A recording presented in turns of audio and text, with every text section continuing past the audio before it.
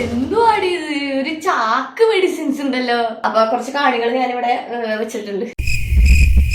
Hello guys, welcome back to my YouTube channel. നിങ്ങൾ എല്ലാരും സുഖമായിട്ടിരിക്കുന്നു? ഞാനിവിടെ സുഖമായിട്ട് ഇരിക്കുന്നു. അപ്പൊ ഇന്നത്തെ വീഡിയോ നമ്മൾ തമിഴില് കണ്ടിട്ടുണ്ടാവും. റിയാക്ടിങ് ടു മൈ സിസ്റ്റേഴ്സ് എന്താണ് ഇതെല്ലാം വെള്ളി വീഴുന്നുണ്ടല്ലോ, പ്രഗ്നൻസി ബാഗാണ് കേട്ടോ. അപ്പൊ കുറച്ച് കാണികൾ ഞാനിവിടെ വെച്ചിട്ടുണ്ട്.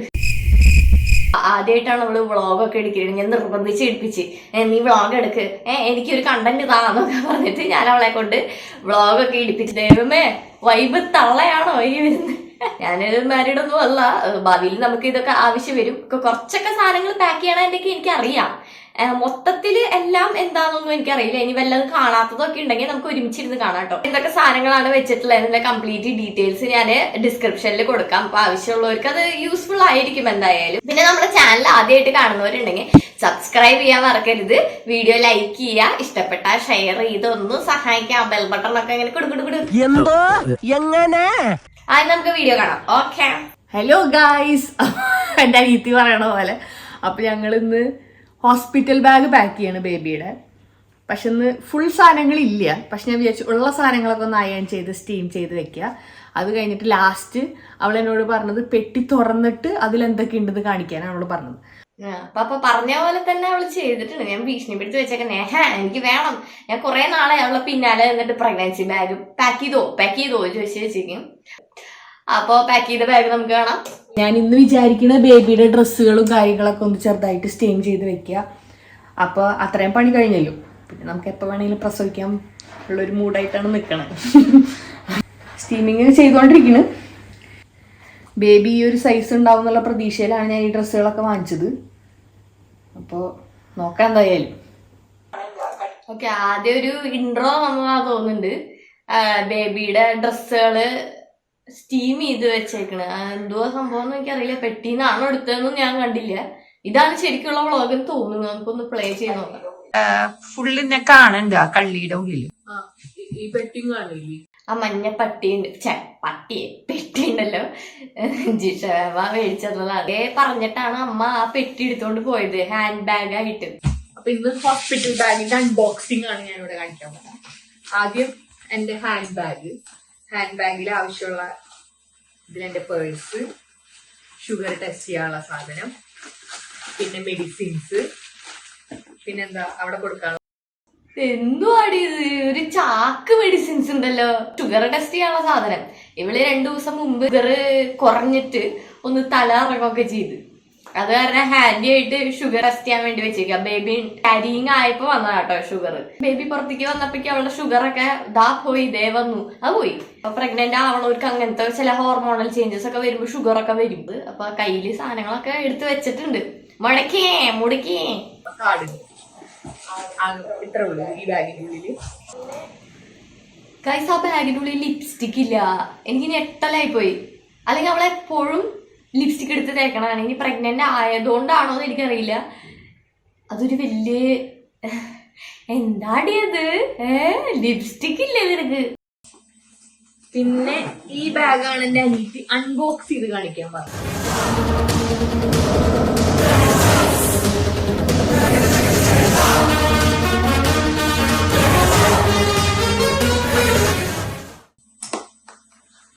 ഇതാണ് ബേബിയുടെ റിസീവിംഗ് ബെഡ്. ഇത് റിസീവിംഗ് ബെഡ്, അതെനിക്കറിയാം. പിന്നെ ഇതും ഒരു ടവലാ, റിസീവിംഗ് ടവൽ തന്നെ. റിസീവിംഗ് ബെഡ് എനിക്കറിയാം, റിസീവിംഗ് ടവലും എനിക്കറിയാം. ഇൻ കേസ് ആവശ്യം വരുവാണെങ്കിൽ എന്ന് വിചാരിച്ചിട്ട്. പിന്നെ ഇതിലൊരു ബെഡ്ഷീറ്റ് ഉണ്ട്. നമ്മൾക്ക് റൂമിലേക്ക് മാറുന്ന സമയത്ത് ഇൻ കേസ് എന്തെങ്കിലും ആവശ്യം വരുവാണെങ്കിൽ. Okay, in case. പിന്നെ സാനിറ്ററി പാഡുകള്, ബോഡി ക്രീം. ബോഡി ക്രീം ഉണ്ട്. ഞാൻ പോവില്ലല്ലോ. പിന്നെ പെട്ടി തീർന്നു ഗൈസ്. ഒരുവിധമൊക്കെ ആ പെട്ടി കാര്യമായല്ലോ. ഇനിയിപ്പോ എന്തെങ്കിലും ഉണ്ടാ? ഇത്ര പെട്ടെന്ന് തീർന്നു? ചെറിയ ചെറിയ സാധനങ്ങൾ. അതായത് ഇതവിടെ കുളിക്കാനുള്ള സോപ്പ്, പേസ്റ്റ്, ബ്രഷ്, എനിക്കും ഒരെണ്ണം അശ്മോനും, ലിപ്സ്റ്റിക്ക്. ഞാൻ പറഞ്ഞില്ലേ ഗൈസ്, ലിപ്സ്റ്റിക് ഇല്ലാണ്ട് അവളെ എവിടെ പോയില്ല. അത് ഞാൻ ഇനി തപ്പം ദൈവമേ, ലിപ്സ്റ്റിക് ഇല്ലാണ്ട് നേഹം ഇപ്പൊ എനിക്ക് സമാധാനമായി ഗൈസ്. പിന്നെ പല്ലൊക്കെ തേക്കി കുളിക്കുകയും ചെയ്യും. ചിലപ്പോ ബേബി വരുമ്പോ ഒരു വൃത്തിക്ക് മനക്കൊക്കെ കണ്ടോട്ടെ എന്ന് വിചാരിച്ചിട്ടൊക്കെ ആയിരിക്കും.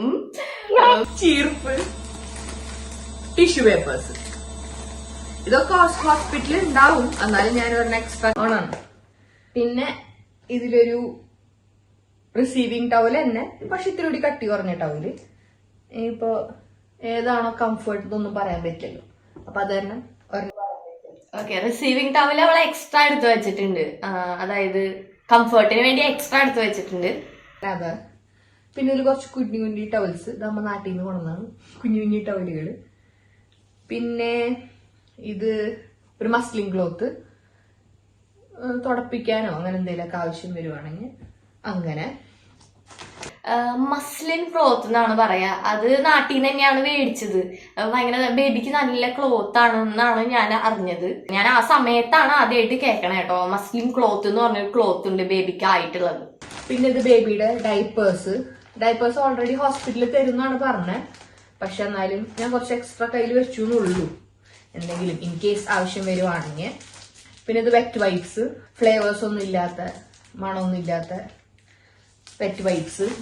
നഴ്സിംഗ് ഡ്രസ്സാണ്, അതായത് ഫീഡിങ് ഡ്രസ്സ്. നോർമലി നാട്ടിൽ നിന്ന് തയ്പ്പിച്ചു കൊടുക്കുന്ന ഡ്രസ്സുകളാണ്. മൂന്നെണ്ണല്ല 2 ഒരെണ്ണം വെച്ചാൽ മതി എന്ന് പറഞ്ഞു. ഞാന് ഇത് ഓൾറെഡി എന്റെ അനീത്തി വീഡിയോയിലൊക്കെ ഇട്ടിട്ടുണ്ടാവും. അവളുടെ ഒരു ഇടൽ കഴിഞ്ഞിട്ടാണ് എനിക്ക് തന്നിട്ടുള്ളത്. അപ്പൊ അങ്ങനെ അതെന്താണെന്ന് അറിയില്ല ഗൈസ്. സ്നേഹയുടെ എന്ത് ഡ്രസ്സ് കിട്ടിയാലും അതെനിക്കൊന്ന് ഇട്ട് നോക്കണം. സംഭവം അവള് പ്രഗ്നന്റ് എന്നെക്കാൾ ഡബിൾ ഉണ്ട്. പക്ഷെ അതെനിക്ക് ഇട്ട് നോക്കുമ്പോ ഒരു പ്രത്യേക സമാധാനം, സന്തോഷം. എന്നിട്ട് ഞാൻ അവൾക്ക് കൊടുത്തു. അതിന്റെ വീഡിയോ ഒക്കെ ഞാൻ ഇട്ടിട്ടുണ്ടായത്. പിന്നെ ഇത് എന്റെ ഇന്നേഴ്സും ഫീഡിങ് ബ്രായൊക്കെയാണ്. അങ്ങനെ ഇനി ബേബിയുടെ കുഞ്ഞു കുഞ്ഞു ഉടുപ്പുകള്. ഇതൊരു ഉടുപ്പ്, കുറച്ച് ഉടുപ്പുകളുണ്ട്.